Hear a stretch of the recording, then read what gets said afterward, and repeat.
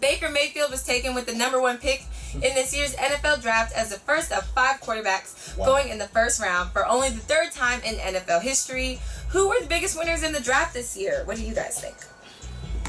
Oh, well, by all means, I will let you go first there, Jay, because you don't want to hear what I have to say. I already know. Shout out to all the Georgia players that the Pats drafted, you know. I mean, oh, God. But I actually hate it because Wynn and Michelle are going to do great for that offense. Wynn's going to keep Brady up. They are one of my winners, especially of the first round. They pick great.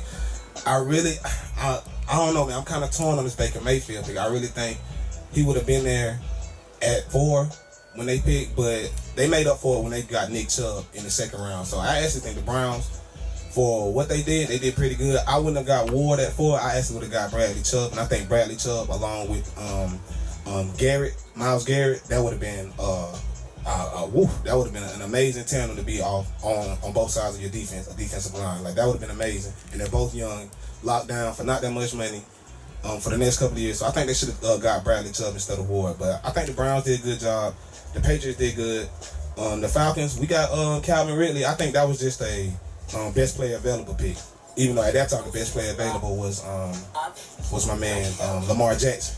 And I actually think the Ravens, their Lamar Jackson pick is going to prove in a couple of years to be like very telling. I think a lot of people are sleeping on Lamar Jackson, what he did in college. He was and is the most accomplished quarterback of his class. No one accomplished more than he did, got as many yards as he did on the ground or through the air. So I think he's going to surprise a lot of people, and don't be surprised in maybe 3 or 4 years, because Joe Flacco, he's definitely on his way out. They're regretting that big contract they gave him. When Lamar Jackson steps in and gets a little help around him, like, he's going to do wonders in the league, man, I bet you. I mean, him even being drafted lets you know the Flacco's got to be on his way out. You pick a quarterback in the 1st round, then you're pretty much like, he may have a year left. I mean, I don't know if he'll make it that long. It just depends on how far through they are with him. Yeah, he's going to play next year, because next year is his last year of fully guaranteed money, but the next year is an option. So they're gonna play him next year because they're paying him the money, but he's out of there the year after that. Yeah, man, I was highly confused with the Baker Mayfield pick. I mean, I know the 40 time isn't quite as much as we always put stock into it, but he's a lot slower than I thought. I mean, he must have extreme game speed. I guess he must be able to run his 4.8 with his pads on and get there pretty quickly or something. He didn't look that slow. But I mean, that in addition to his height, like that's quite a risk. I mean, they're really putting all their chips into the idea that he's going to be able to scramble, and they're saying that he's a great leader. I mean, he seems like a really cool guy. I mean, I liked to watch him when he was at Oklahoma. I just don't really think that he's worthy of being the first pick. I think he'll be decent, but especially going into Cleveland, like, that's asking a lot. I mean, I think he has a very similar, if not the same, skill set to Sam Darnold. He's just shorter and slower, and I don't get that at all. But I mean, he's probably still not going to play. They'll bring him in. They'll definitely start Tyrod Taylor now that you drafted Baker. He's going to need some time to sit. I mean, I think Denzel Ward was a good pick. I know you didn't like that one, but I mean, they're looking ahead to their division. The top of their division, you've got Pittsburgh. Pittsburgh is so wide receiver heavy with Big Ben. I mean, I don't know why people are always trashing Big Ben. He throws one of the best deep balls I've ever seen, because his Antonio Brown is like 4 feet tall, and he's never actually open. Right. Big Ben throws the ball so high, it comes straight down, and there's no chance for the defender to get it. So, I mean, you need top flight DBs to defend against that. And I mean, the Nick Chubb pick, I thought it was a pretty good. I was actually surprised that he made it that far. True. But I know he's got to be a little salty. I mean, like, man, I go to Cleveland, and the homie in the backfield went to New England. Like, that's rough. I mean, he might be able to go ahead and make his way out there, since Cleveland does have a nice little wide receiver core and running quarterbacks. So he might have a little bit more shine than what we would normally think coming out of Cleveland. But my winner of the NFL draft, no drum roll necessary. Y'all already knew who it was. It's the New England Patriots. Why? It's not quite as biased as what you may think. With that first pick, actually, we picked up one Georgia boy, Isaiah Wynn. We lost Nate Soldier, so we replaced the need at tackle. With the second pick, we got Sony Michel. We got rid of Deion Lewis and replaced him with a more explosive, faster, stronger back.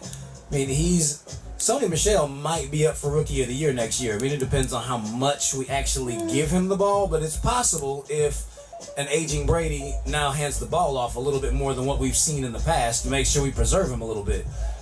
But in addition to that, we picked up Duke Dawson. Yeah, we needed a corner since we got rid of Malcolm Butler.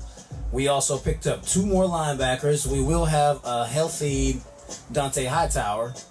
We picked up a couple wide receivers, mainly a little slot guy, Mr. Berrios out of Miami. I mean, that's possibly the next edition of Julian Edelman, who was the next edition of Wes Welker. So you keep the whole process going. That next man up thing is all the way real. We also picked up another tight end because Gronk has been weighing in and out of retirement, which he came in and said that was ridiculous, but his health is always a concern. So we replaced everything we needed in addition to picking up Etling. Danny Etling was an interesting pick. I mean, I had to actually go look at him, check him out. The quarterback out of LSU, he's 6'2". He actually was much better than what I thought because I know those teams don't really pass that much in the SEC. I mean, outside of Alabama, since they brought in that West Coast offense, they started slinging for the past few years. But Etling he's pretty consistent. His last season he threw for 16 touchdowns and only 2 interceptions. He's only throwing like a little less than 200 yards per game. He's not throwing the ball that much, but he's not turning it over.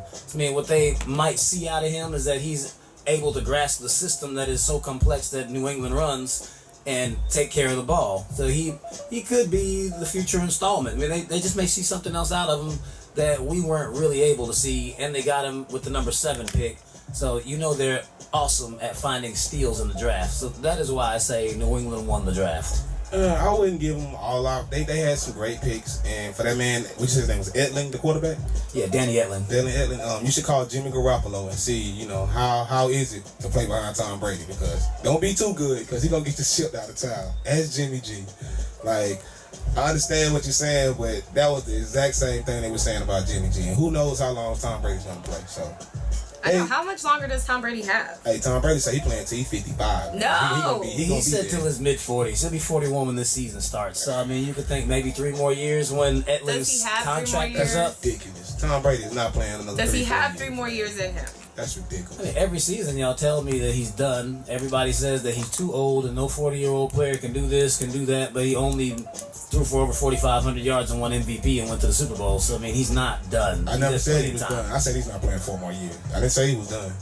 It's very possible. Nobody's ever played that well at that age. Nobody 40's ever won an MVP. Because nobody's ever played at that age. Oh, they played. They just were not that good. At 45? Oh, yeah, he was like Benny Testaverde. You're right. But, I mean, come on, man. He's clearly eating his broccoli and drinking his chocolate milk. Gallons of alkaline water, I think it is. Hey, I mean, he don't drink sodas, no coffee, no caffeine. Gotta be. Hey, man. Hey, shout out to TB12, man. He works. He's right, still obviously, balling. we need to get on this. No shade. Hey, man, I give props where it's due, man. You got to respect the greatness. And I also do. I can't stand it. But respect the greatness, man. You got to.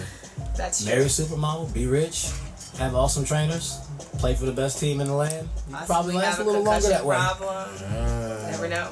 Okay, guys, well, make sure you call us 404-464-8785. We want to hear your comments. We want to hear your thoughts. Again, 404-464-8785. We're going to hit a quick break. Hey guys, it's your girl Bonnie, baby. If you want to keep up with Clutch Sports, make sure to follow us on Facebook and subscribe to us on YouTube. We are live every Thursday at 7 p.m. So make sure you download the 106 app on Apple and Android.